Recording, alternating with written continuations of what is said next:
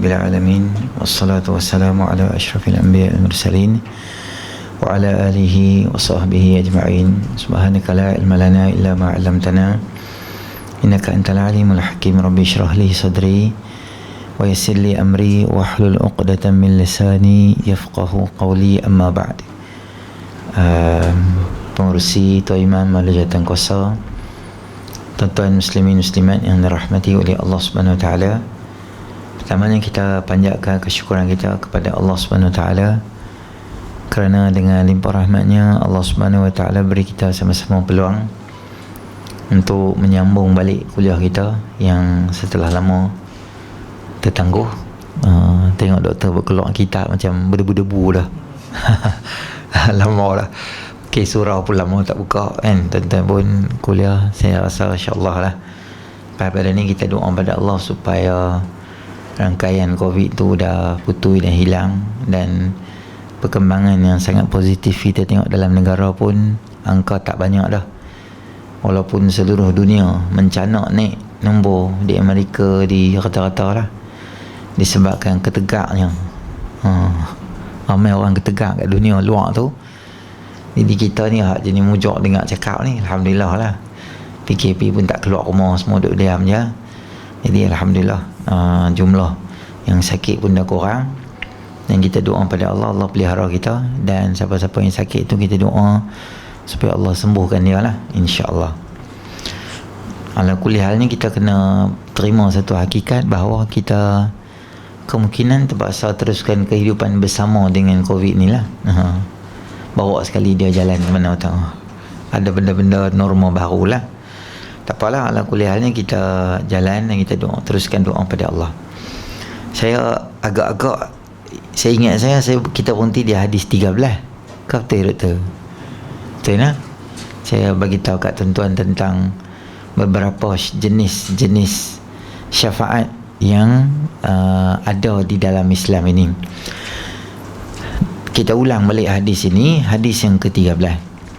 Daripada Abu Hurairah radhiyallahu anhu katanya, aku berkata, wahai Rasulullah sallallahu alaihi wasallam, siapakah manusia yang paling bahagia dan dengan mendapat syafaatmu nanti di akhirat?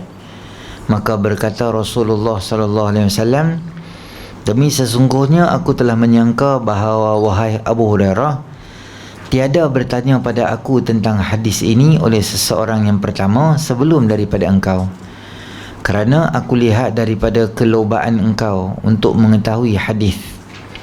Manusia yang paling bahagia atau lebih bahagia dengan dapat syafaatku pada hari kiamat adalah orang yang berkata la ilaha illallah dalam keadaan bersih hatinya dan dirinya daripada sebarang syirik dengan Allah Subhanahu Wa Taala.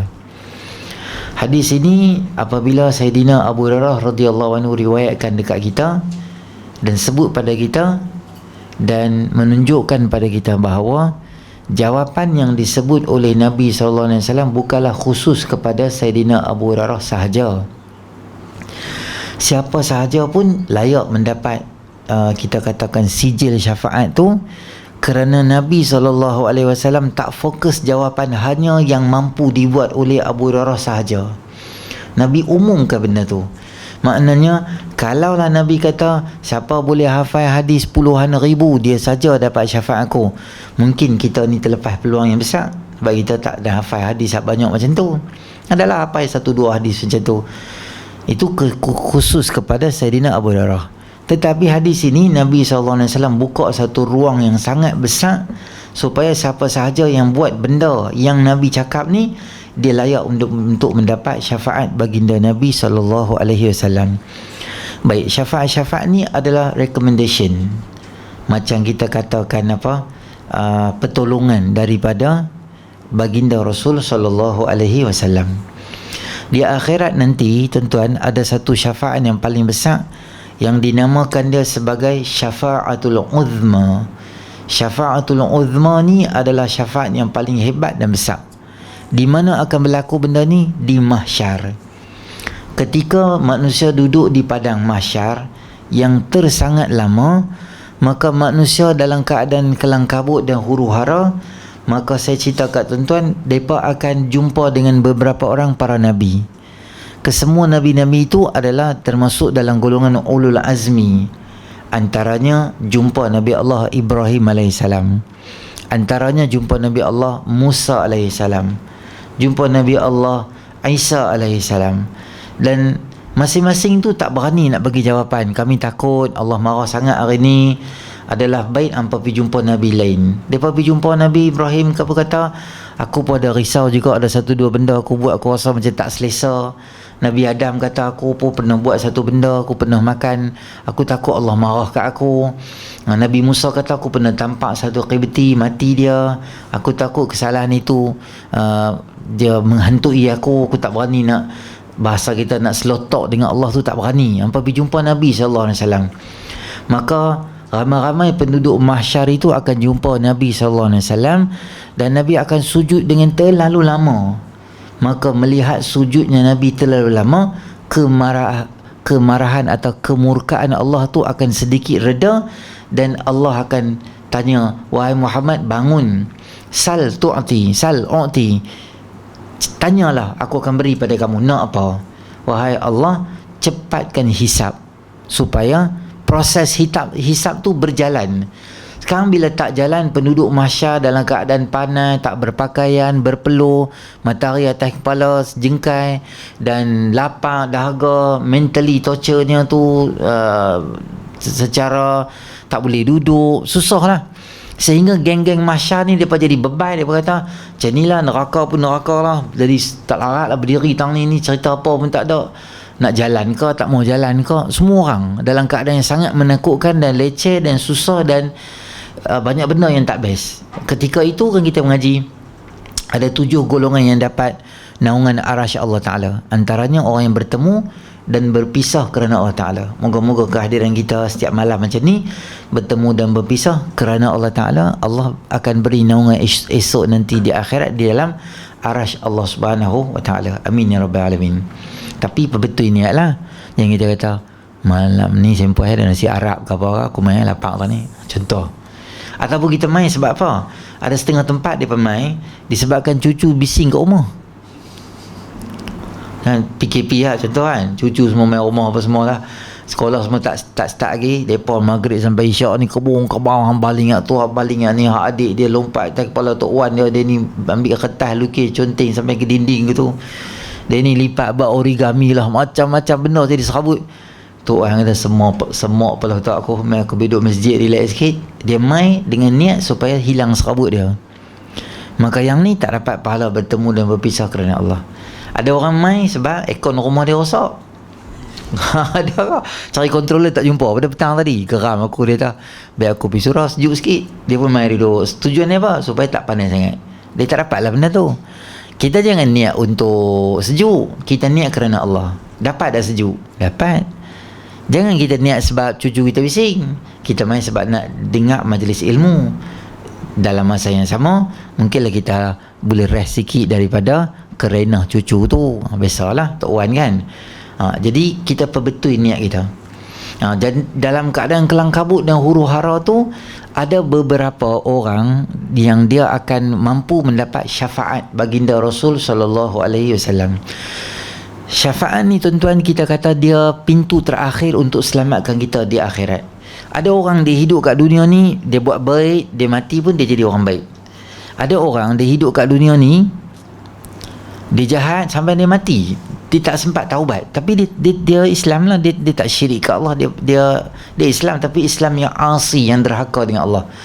Orang ni bila sampai di akhirat, dia tak boleh dah nak semayang, dia tak boleh istighfar, mungkin dia tak berkeluarga, anak dia pun tak tolong doa kat dia, dia tak ada apa, maksudnya dia tunggal. Walaupun ada family, tapi siapa tak doa kat dia, dosa dia banyak, dia tiba-tiba mati tak ada taubat. Orang macam ni sepatutnya dia masuk neraka lah, sebab dia tak ada ruang nak buat ibadat dah di akhirat. Tapi ada satu bunga dalam ketandusan tanah yang teruk tu, ada satu pokok kala hijau nak selamatkan dia. Pokok apa tu? Nama dia syafaat. Dengan syafaat ini, kemungkinan dia boleh diselamatkan lagi. Dan syafaat ini dia ada beberapa jenis syafaat. Antaranya yang paling hebat dan paling hebat sekali adalah syafaat baginda Rasul sallallahu alaihi wasallam. Yang kedua antaranya adalah Al-Quran. Iqra'ul Quran fa innahu ya'ti yaumal qiyamati syafi'an li ashabi. Tolonglah baca Quran kerana dia akan muncul untuk membantu kamu, syafaat kamu di akhirat. Banyaklah surah Al-Mulk boleh selamat dalam kubur, surah Al-Baqarah dan surah Ali Imran dia akan main macam burung dalam hadis sahih sebut. Dia duduk di atas, dia cover kita daripada padang mahsyar susah. Banyak benda. Selagi mana kita baca Quran, selagi itu syafaat daripada Quran tu akan dapat pada kita. Dan lebih hebat lagi adalah syafaat Quran yang dibaca di waktu malam. Sama ada lepas qiyamul lail atau baca dalam qiyamul lail tahajud kita tu, kualiti bacaan Quran tu dia akan menambah lagi banyak lagi untuk membantu orang tu nanti di akhirat. Yang ketiga yang boleh syafaatkan orang di akhirat adalah para anbiya, kemudian adalah para ulama, thummal awliya, kemudian adalah para alim ulama. Mana-mana orang yang dia ni mendampingi para alim ulama, berkhidmat pada mereka, membantu mereka dan sebagainya, maka orang-orang macam ni dia ada satu sedikit kuota diberikan oleh Allah Subhanahu Wa Taala untuk membantu orang-orang yang dalam keadaan kesusahan. Dan dalam banyak-banyak syafaat tu, di bawah sekali tu ada satu peringkat, nama dia adalah syafaat daripada orang mukmin yang soleh.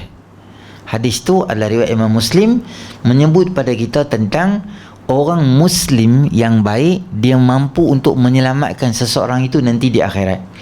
Hadis itu berkaitan dengan apabila orang dah dimasukkan dalam neraka, semua siap dah, maka ada satu grup yang masuk syurga dan satu grup lagi dimasuk dalam neraka. Bila geng masuk syurga ni, dia tengok dalam banyak-banyak masuk syurga ni, dia tak jumpa kawan-kawan dia. Maka dalam hadis tu menyebut dia pergi jenguk dalam neraka dan dia nampak beberapa kawan-kawan dia yang dia kenali, yang semayang dengan kanu yusallu ma'ana. Wahai Allah, mereka ini bersemayang bersama dengan kami. Yasumuna ma'ana, mereka berpuasa dengan kami. Boleh tak tolong kawan-kawan kami tu duduk dalam neraka kat bawah tu? Kesian kat mereka. Mereka selalu bagui kami pergi haji sekali, kami puasa sekali, semua banyak benda kami sekali, tarawih sekali. Boleh tak kami tolong mereka? Maka Allah akan kata pada mereka, akhriju man araftum, kamu boleh tolong keluarkan orang yang hampa kenal, hampa boleh point buat keluar daripada tu semua. Maknanya tu duduk situ tu, itu yang tu, itu kami kenal tu, tu pakcik tu kami kenal tu kat tiang tu, duk kena terbakar tu, buat keluar. Maka malaikat akan buat keluar daripada ni semua, syafaat daripada orang yang soleh. Cuma perkataan dalam hadis tu yang menarik adalah akhriju man araftum, buat keluar orang yang hampa kenal. Siapa-siapa hang kenal, hang buat keluar. Sebab tu pentingnya tuan-tuan, kita mengenali orang yang baik-baik macam tuan-tuan ni. Kita main masjid, kita main surau, biar kita kenal sama-sama kita. Jangan semayang kat rumah seorang-seorang, tak mau kawan dengan orang, bobo banner depan rumah, jangan siapa main rumah aku. Ada kan? Dia tak suka orang main rumah dia, dia tak suka dia adik-beradik main, dia tak suka kawan dengan orang, dia suka menyendiri. Orang macam ni, walaupun dia semayang 5 waktu, katalah dia terbabas masuk neraka, dia tak ada perkataan araftum, orang yang hang kenal untuk buat keluar tu, dia tak ada. Sebab tu bila kita kenal orang baik-baik, kita sahabat dengan mereka. Saya suka tuan-tuan main macam ni. Salah satu cara untuk kita rapatkan ukhuwah ni adalah dengan kita buat makan. Bukan tempat tuan-tuan yang mana-mana pun. Tujuan apa? Bukan kita lapar sangat. Ada tak siapa-siapa bersamamu kat sini? Cuba angkat tangan. Rumah tirai pakai periuk cap boya tu ada? Tak ada kan? Semua orang dia makan. Kalau surau buat makan, kalau surau tak buat makan, kita boleh beli rumah boleh makan tak? Boleh. Dan kebanyakan malam-malam rumah macam ni, kita pun tak apa makan dah. Malam-malam pun lebih kurang macam tu je. Dah tu buat makan tu untuk apa? Buat makan supaya kita boleh duduk sama, boleh sembang. Kadang-kadang, yalah tuan-tuan, semua orang dah kerja. Jadi bila kita duduk, walaupun sekadar take je, sekadar kopi je, tapi dia ada masa untuk kita berukhuwah, sembang. Oh, hang jiran aku duduk sini sikit, hang kerja apa sikit-sikit. Oh, isteri hang kerja sini. Oh, anak hang belajar sini. Dia boleh kenal sikit. Selalu kita kenal, yang tu macam jemaah duk main kat surau rumah aku, tapi tak perasan nama apa. Tahu tu, kesian kat dia, motor dia, kereta dia rosak kot, mari kita berhenti. Tapi kita tak kenal lah dia. Kita tahu dia tu duduk taman kita. Tapi kalau kita main ke surau, main jemaah, sembang, duduk, gelak dan sebagainya contohnya, semua tu menyebabkan orang kenal. Katalah di kalangan kita hari ni tuan-tuan, katalah walaiyazubillah terlepas masuk neraka, kita kata wahai Allah tu kami kenal tu, bagilah dia keluar Ustaz. Kita boleh request ke Allah, boleh bawa keluar orang tu, tapi syarat dia kita kena masuk syurga baru boleh request orang. Kalau kita menyerap itu, kita pun kena harap orang lah. Jadi siapa pun di kalangan kita tak boleh bangga. Kita tak boleh kata aku memang tak apa, nanti aku tengok ada masa nanti aku bawa keluar lah hang. Tak boleh cakap tu. Sebab kita pun tak tahu masuk ke tak. Saya pun tak tahu. Katalah saya terlepas, jangan buat bodoh pula. Ustaz tu, tu kami kenal tu, ustaz tu tak payah dia ceramah duk maki kami, tak payah. Ni baru tu nanya saya. Tuan saya duk babai aku tu siapa. Jangan tengok ustaz tu, tengok kawan-kawan kita lain dulu. Jadi jangan bangga. Maknanya di kalangan kita ni tak tahu siapa yang okey, siapa pun tak okey, kita tak tahu. Sebab kita punya result nanti di akhirat. Kita punya paisa semua kat dunia. Result kita tak tahu. Saya pun tak tahu. Tak mesti saya duduk atas ni saya lebih canggih pada tuan-tuan. Tak mesti tuan-tuan duduk bawah lebih canggih pada saya, tak. Ataupun saya lebih, tak ada siapa canggih dengan siapa, tak ada. Keputusan nanti di padang mahsyar, masa nak mati baru kita tahu keputusan kita macam mana. Maka buatlah baik di kalangan kita. Kalau sini tak ada kuliah, pergi tempat lain. Katalah contoh kan, kita pergi tempat lain, pergi kuliah, kenal dengan orang situ pula. Oh, ni geng Masjid Timur, ni geng Masjid Batu, ni Masjid Papan, masjid apa lagi, macam-macam benda ada kita kan, Pulau Pinang kan. Pergi masjid ni, oh geng kuliah sini. Bila-bila kata contoh dah boleh forum ke apa, kita pergi, kita jumpa kawan yang baik-baik lagi, ramai-ramai. Kita banyakkan koleksi orang baik-baik dalam kehidupan kita. Mana tahu ada kawan-kawan dalam ramai-ramai tu, dia boleh kenal kita. Yang tu boleh lah, sian tengok duk mengelecok dah kulit semua tu, mailah aku ambil. Macam tu pun tak apalah, janji kita selamat di akhirat nanti. Itu yang pertama. Yang kedua, juga syafaat daripada satu benda yang kecil. Contohnya dalam hadis juga menyebut berkaitan dengan apabila geng syurga dan geng neraka dah buat keputusan, dah print out list semua, dah buat keluar dah, maka geng syurga duk beratok di sini, geng neraka duk beratok di sini. Masa tu depa duk jalan, malaikat baca lah nama, okey, depa ni semua geng golongan yang akan dimasukkan dalam neraka, akan dihalau mereka ini. Wasiqal ladzina kafaru kan, dihalau mereka bergerombolan. Masa depa duk jalan tu, dalam banyak macam duk jalan tu, ada seorang lelaki, dia kata dekat orang yang beratok tu, dia kata, hey, hang ingat tak dulu masa dekat dunia hang pernah minta aku tuangkan air untuk hang berwuduk? Aku pernah tuang kat hang air, hang pernah ambil air dengan wuduk aku tu. Hang ingat tak aku? Kawan tu ingat lah. Mentang-mentang aku geng syurga, buat kenal pula. Biasalah kan kawan-kawan kita kalau dah jadi artis tu, kita macam bawa keluar boleh lah gambar sekolah menengah, dia cari tengok dalam handset ada. Aku dulu asrama tu aku duduk dengan dia lah dekat UKM dulu. Mana gambar? Aku ada gambar tak nampak. Ni tangan aku ni. Ni nak masuk juga. Sebab apa dia nak masuk? Sebab kawan tu dah jadi sekarang ni mungkinlah jadi artis ke, jadi pengacara TV ke yang glamour sekarang ni. Kita pun cari, aku kenal dia dulu satu kolis dengan aku, tapi aku tak ingat lah gambar mana aku ada. Apa-apa gambar yang kita ada, walaupun baju kita sidai di ampaian belakang dia tu, kita kata tu baju aku lah tu, walaupun kita tak ada pun.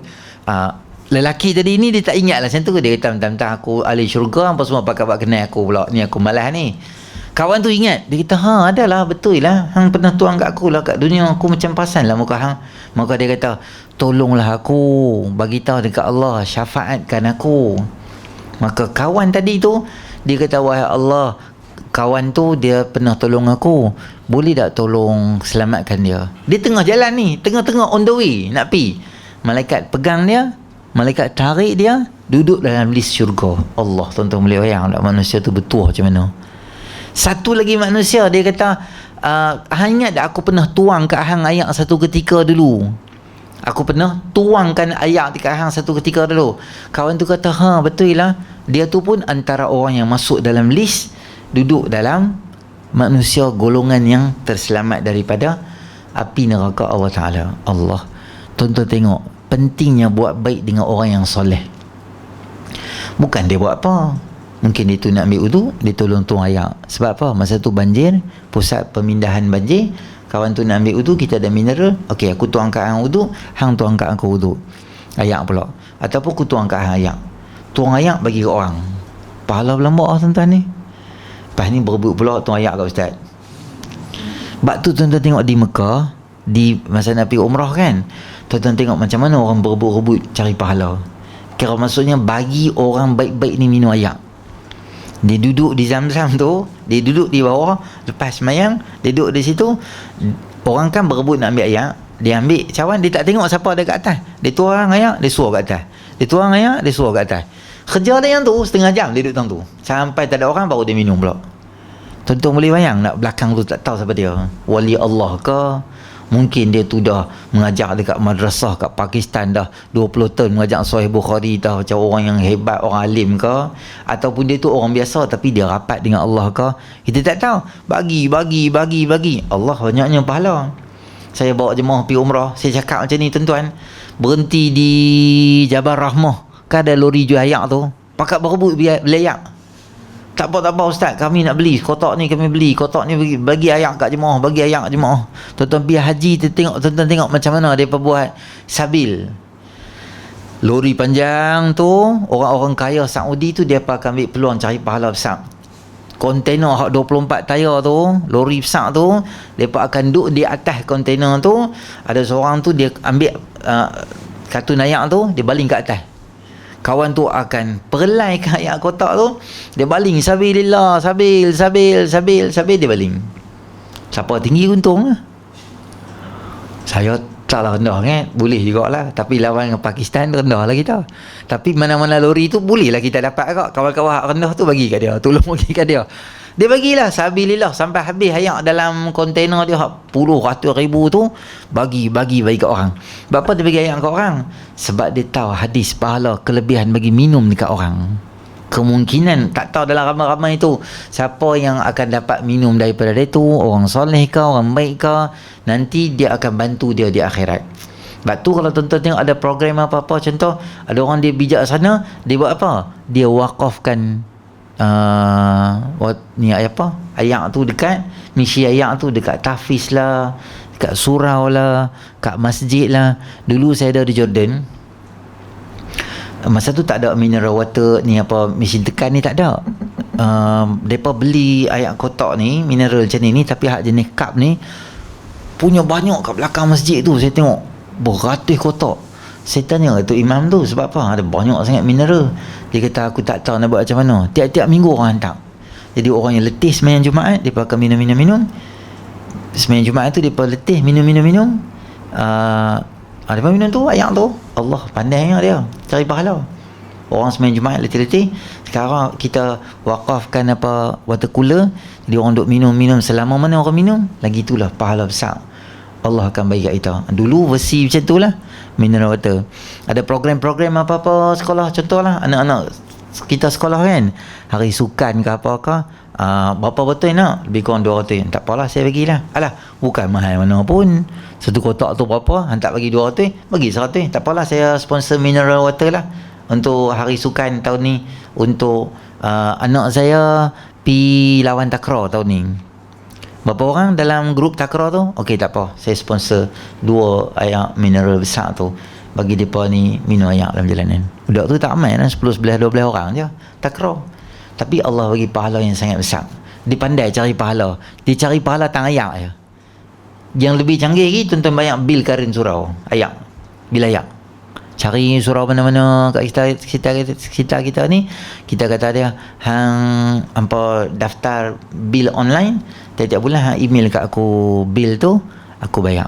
Bil surau kan banyak sangat pun tak macam bil kita, sebab bil kita ada washing machine. Surau tak ada washing machine, main sat-sat itu buka-buka. Lagi jimat kalau ada kolah. Sekarang tak boleh ada kolah kan, nak buang ayak kolah semua. Sekarang pakai pipe. Allahu Akbar. Dia pandai cari pahala syafaat nanti di akhirat oleh orang yang mukmin yang soleh. Banyaklah. Tu yang paling bawah sekali lah kita buat baik. Yang paling besar sekali, kita banyak selawat pada baginda Rasul sallallahu alaihi wasallam, kita dapat mudah. Syarat dia jangan syirik dengan Allah Ta'ala. Jangan syirik maknanya jangan mendua ke Allah Ta'ala. Syirik Allah boleh ampun tak? Allah tak boleh ampun. Tapi ada ke versi Allah boleh ampun tu? Tentu kena faham macam mana yang Allah tak ampun, macam mana yang Allah ampun. Syirik dengan Allah tu Allah boleh ampun. Ustaz, kan dalam Quran dalam surah Nisa Allah kata innallaha la yaghfiru an yushraka bihi wa yaghfiru ma duna dzalika liman yasha. Allah tak akan ampun dosa syirik. Lain pada tu Allah ampun. Betul. Bila yang Allah tak ampun? Bila berkekalan syirik sampai mati. Tapi katalah hang ni daripada beranak syirik ke Allah sampai umur 45 tahun. 45 tahun dapat hidayah pada Allah Ta'ala, masuk Islam, mengucap 2 kalimah syahadah. Kemudian umur dia 46, 47 dia meninggal. Apa yang jadi pada dia? Dosa dia daripada dia akil balik sampai umur 45, walaupun ada versi sembah berhala, syirik, tak apa-apa semua benda tu, semua dosa-dosa tu diampunkan oleh Allah Subhanahu Wa Taala. Dia akan jadi kayaumin waladadhu ummuhu, seperti hari yang diberanakkan mak dia. Tak ada dosa apa setitik habuk pun tak ada. Pada bila dia masuk Islam. Yang Allah kata Allah tak ampun tu bila? Berkekalan sampai hang meninggal dunia, hang masih syirik dengan Allah Ta'ala. Walaupun 100 tahun hang syirik dengan Allah, tapi hang taubat dengan Allah Ta'ala, mengucap 2 kalimah syahadah, walaupun kalimah tu ringan saja dengan lidah, tapi dia boleh hapuskan puluhan tahun yang kita sembah selain daripada Allah tu. Allah boleh ampun dosa kita. Tapi benda jahat saja tau, dosa saja hilang, benda baik tak hilang. 45 tahun kita hidup di dunia, ada buat benda, kita buat benda baik? Ada. Tolong kucing kita nak makan di kedai makan, kucing main miau miau, kita ambil ayam sikit kita bagi kat dia. Tu baiklah tu. Baik tu kalau hang tak ada la ilaha illallah, ni kita baca hadis syirik dengan Allah Ta'ala, baik tu dia tak di calculate, dia tak kira baik tu. Baik tu di akhirat hang tak boleh claim balik. Ada baik apa lagi? Saya dah berkeluarga, saya belum Islam lagi masa tu. Saya bagi makan dekat isteri saya bagi nafkah pada anak, isteri, keluarga semua. Mak mentua saya main, saya pergi beli ayam di market ni Matampau, beli udang RM52 sekilo, masak. Tu semua benda baik saya buat, benda baik. Dikira tak bila masuk Islam? Ya. Semua benda yang dibuat baik tu akan dikumpul dan dimasukkan dalam folder satu asing bila kita masuk Islam. Benda jahat tak ada. Control A, select all, delete folder. Tak ada lah benda jahat, kosong. Start daripada 2 tahun yang awal itulah. Macam Ustaz Farid Rawi kan, abang dia masuk Islam, saya ingat lah 6 bulan ke berapa hari ke apa, dalam tempoh yang tahun tu juga kot dia meninggal. Allahu Akbar. Untung sungguh. Maksudnya tak ada dosa apa lah, baik semua dikira. Sebab tu orang yang syirik dengan Allah Ta'ala. Dan nombor 2 tuan-tuan kena faham adalah sekarang ni dia jadi macam, saya nak kata liberal ke, saya nak kata otak dia tu otak komunis ke, tak faham macam mana. Dia kata orang yang tak Islam, tak mengucap 2 kalimah syahadah, kalau mati pun dia boleh masuk syurga juga. Kerana syurga ni bukan milik orang Islam. Syurga ni milik mana-mana orang yang buat baik, dia akan dimasukkan dalam syurga. Perkataan macam ni tuan-tuan, perkataan yang rosak akidah. Yang nama dia adalah sekular dan liberal. Dia gabung semua benda, dia faham mudah. Jadi dia kata kawan-kawan dia yang baik-baik, yang dah mati ni, mereka sekarang ni duk tunggu aku di syurga lah. Bila aku mati aku boleh jumpa mereka kat syurga. Tapi bukan syurga orang Islam. Syurga orang Islam dia lain. Ni syurga orang yang baik di kalangan orang kapiak ni, dia baik, dia masuk syurga tu. Tak ada tuan-tuan. Orang Islam maknanya orang yang mengucap 2 kalimah syahadah. Ni kita baca hadis, la ilaha illallah khalisan min qalbihi aw nafsihi. Orang yang mengucap la ilaha illallah dengan hati dia, maknanya tak syirik dengan Allah Ta'ala, maka orang ni Allah Subhanahu Wa Ta'ala akan beri pada dia kemuliaan nanti di akhirat. Tapi belum tentu juga, maknanya boleh tak orang yang ikhlas mengucap kalimah la ilaha illallah, orang Islam boleh masuk dalam neraka? Boleh juga, tapi dia tak akan kekal dalam neraka. Tu kelebihan dia. Dia tak akan selama-lamanya. Satu hari dia mesti keluar. Satu hari tu bila? Tak tahu lah. 1000 tahun, puluhan ribu tahun, tak tahu. Cuma yang terakhir, jantina manusia yang akan keluar adalah lelaki. Lelaki adalah manusia yang paling terakhir akan keluar daripada neraka. Kerana hadis Nabi SAW menyebut seorang lelaki dia paling last sekali keluar pun dalam keadaan merangkak, hangit kepala-kepala semua, punya lama terbakar. Dia kata, wahai Allah, aku boleh masuk syurga ke? Allah kata, boleh hampir. Dia kata, wahai Allah, tak ada lah, yang lambat mana ada parking. Allah kata ada, hampir cari kau. Dia kata tak ada ya Allah. 3 kali Allah kata ada, aku sedia kat hang, pergi cari. Dia ni tahu apa, dia keluar daripada syurga, dia keluar daripada neraka, pintu neraka tutup, seal terus, maknanya tak ada lagi keluaran, habis dah. Dan dia masuk dalam syurga, tutup pintu syurga, kunci. Kemudian baru akan dibawakan satu ekor kambing yang hitam. Di tengah-tengah ahli syurga dan neraka, dia akan melihat. Maka seorang malaikat akan diseru supaya menyembelih kambing hitam tu. Orang akan kata, kambing tu apa dia yang disembelih tu? Ini adalah kematian. Maknanya tak ada lagi mati. Orang syurga akan seronok, bergembira-gembira. Geng neraka akan menangis meraung-raung. Kerana tak ada mati, maknanya tak ada pengakhiran untuk azab tu. Mereka ni seronok sebab apa? Sebab tak ada pengakhiran untuk seronok. Untuk seronok tu tak ada. Yang ni tak ada pengakhiran untuk azab tu. Maka mereka akan sedih. Jadi bila habis sembelih tu, barulah kawan tu duk cari syurga dia 2-3 kali. Allah kata, untuk hang aku syurga, sedia kat hang syurga 10 kali besar dunia ni. Dunia ni 10 kali dia punya besar tu. Dia kata, lelaki tadi tu dia kata, memanglah aku keluar last, janganlah buat perli dengan aku. Tu bahasa Pulau Pinang lah, bahasa hadis dia.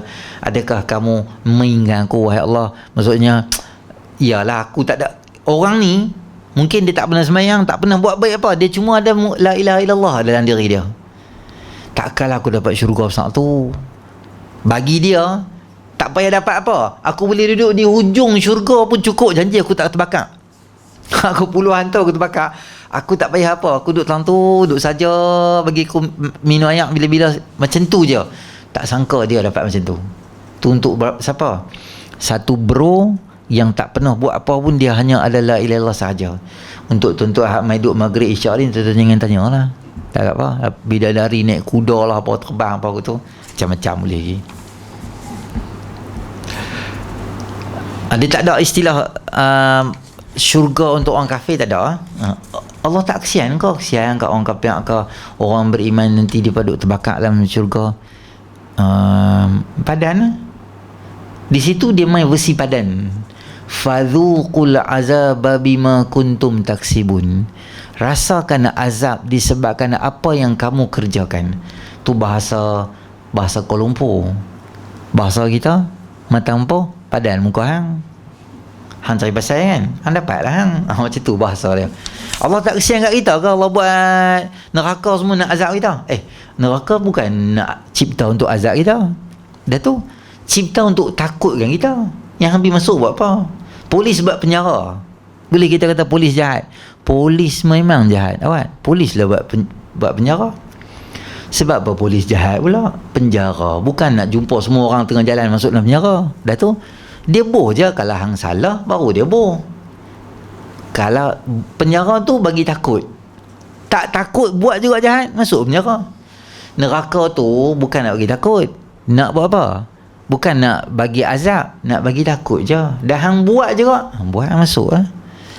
Tapi masuk tu Allah benci ke? Siapa masuk neraka Allah benci ke?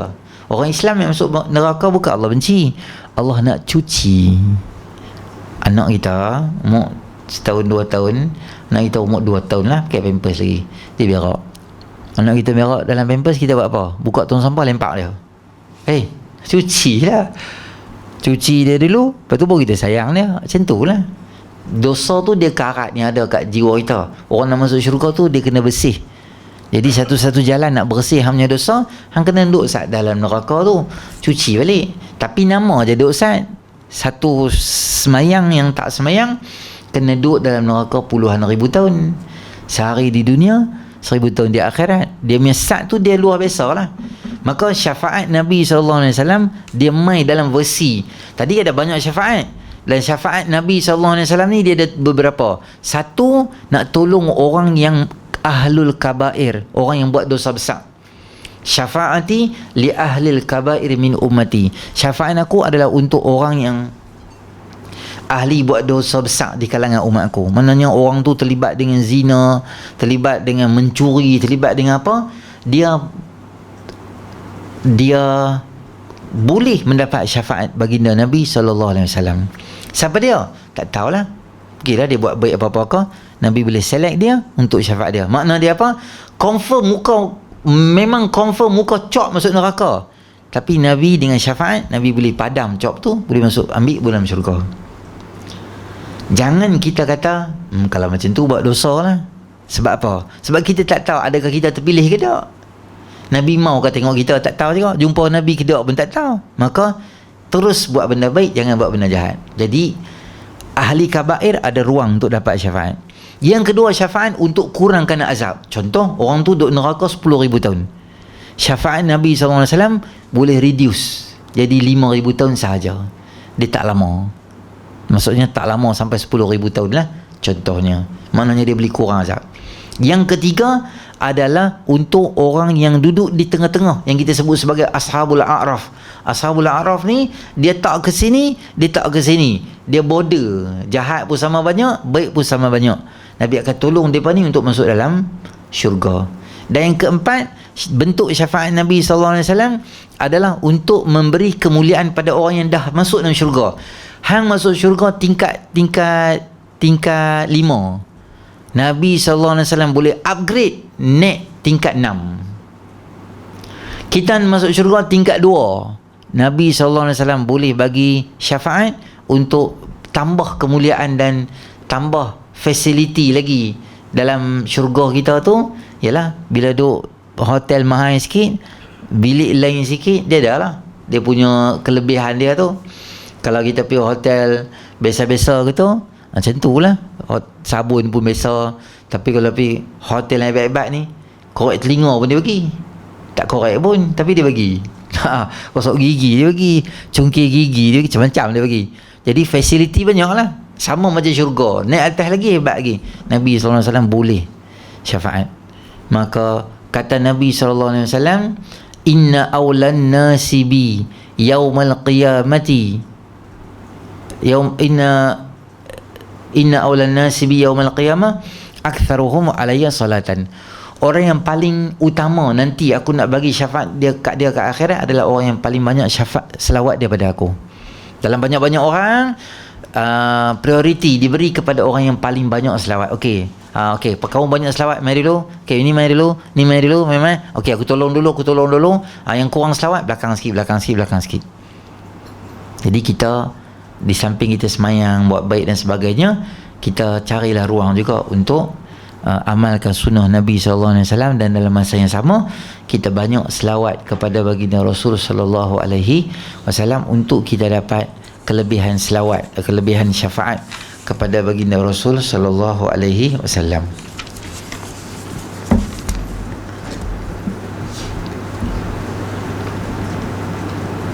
Baik, nanti kita akan masuk di dalam bab yang seterusnya adalah siapa yang dia halusi hisab, amalnya akan diazab.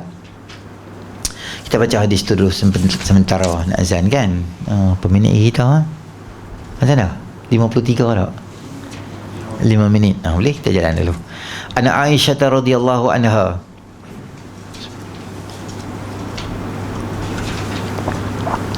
zaujan Nabi sallallahu alaihi wasallam, kanat la tasma'u syai'an la ta'rifu illa raja'at fihi hatta ta'rifahu. Wa anna an-nabiy sallallahu alaihi wasallam qala man husiba udhiba. Qalat Aisyatu faqultu awalaysa yaqulu Allahu fasawfa yuhasabu hisaban yasira. Qalat faqala innama dhaka al-ardu walakin man nuqisha al-hisabu yuhlik. Daripada Aisyah radhiyallahu taala anha bahwasanya adalah ia, yakni Aisyah tiada mendengar akan sesuatu yang ia tiada mengetahui, melainkan ia akan ulangnya sehingga ia mengetahui. Sesungguhnya Nabi SAW bersabda, siapa yang dihalusi timbangan akan disiksa. Maka berkata Aisyah radhiyallahu taala anha, adakah tidak Allah Azza wa Jal berkata maka akan dihitungkan mereka dengan hitung yang mudah. Berkata Aisyah, lalu kata Nabi SAW, hanya demikian itu semata-mata untuk menzahirkan sahaja, tetapi sebenarnya siapa yang dihalusi hisab, maka akan binasalah dia nanti di akhirat. Baik.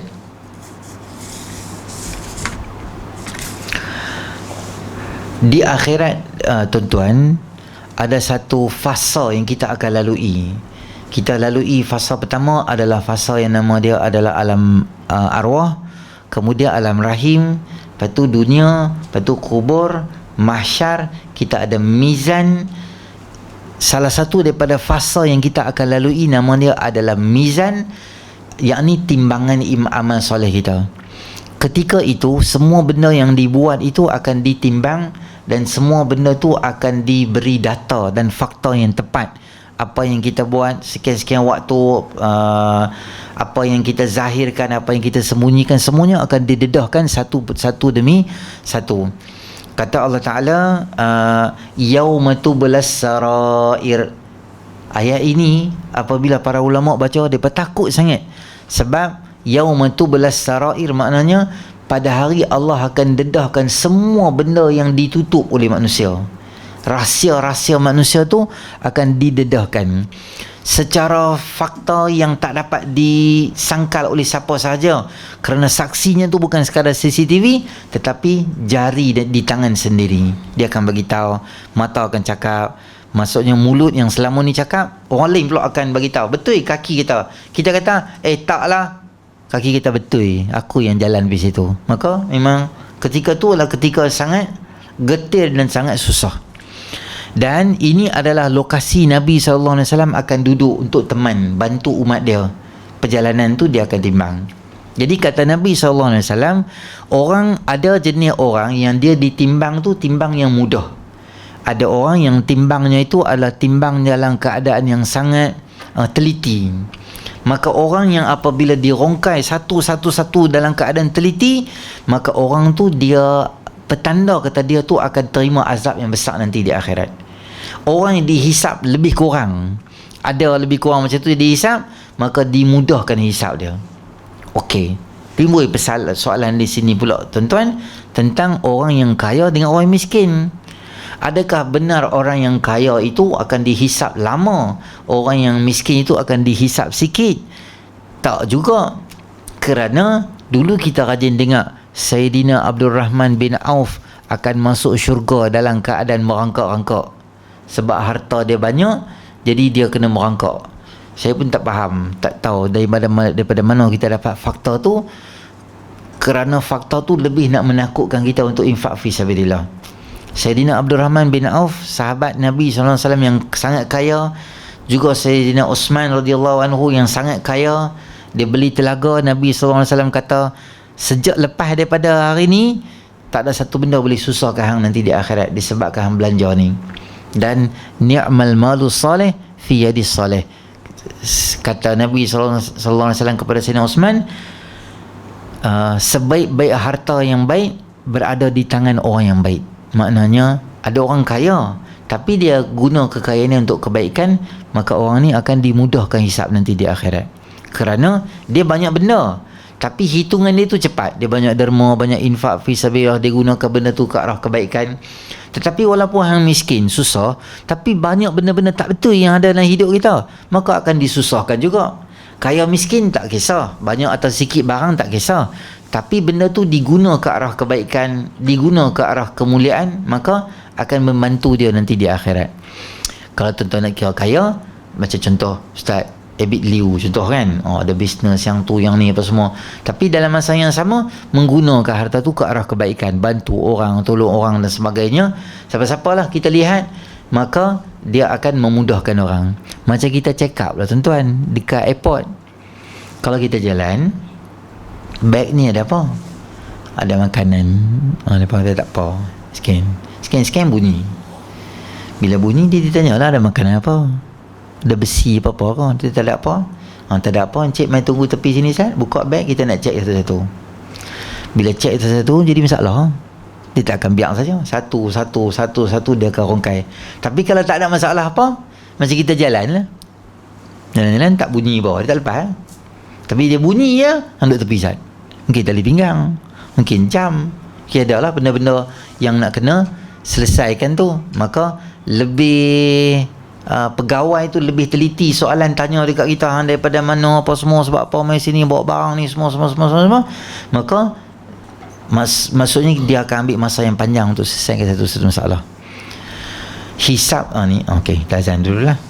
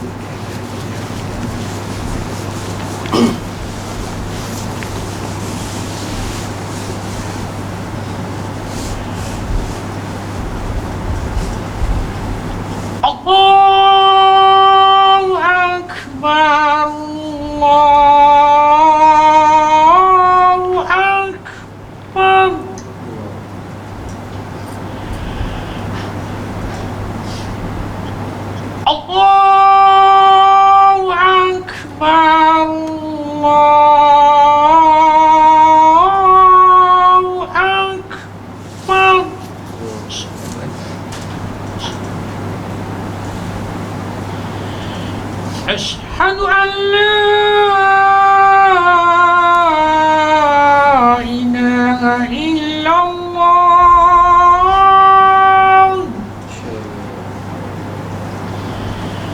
أشهد أن لا إله إلا الله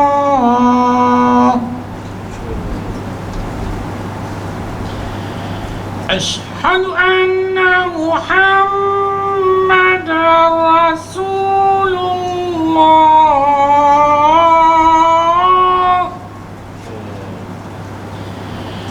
أشهد أن محمدا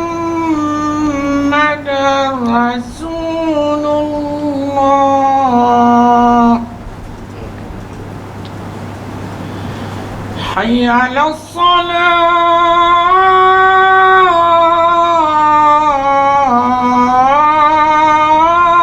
الصلاة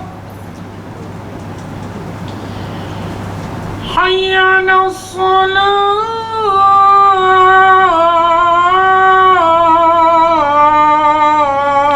الصلاة حي على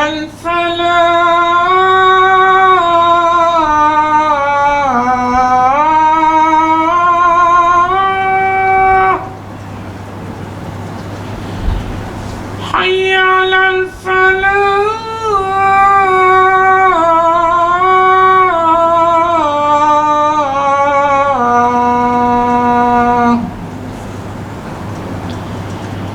الله أكبر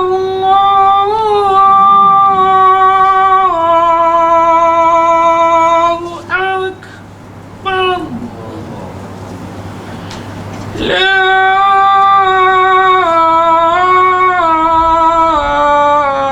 إله إلا الله لا إله إلا الله اللهم رب هذه الدعوة سمقام محمود إنك لا تخلف الميعاد.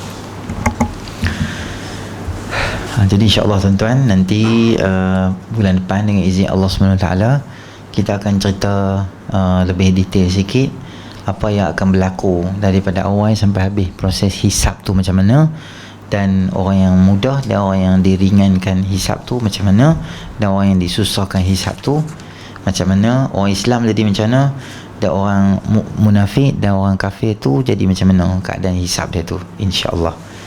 Jadi kita berhenti di sini dulu insya-Allah.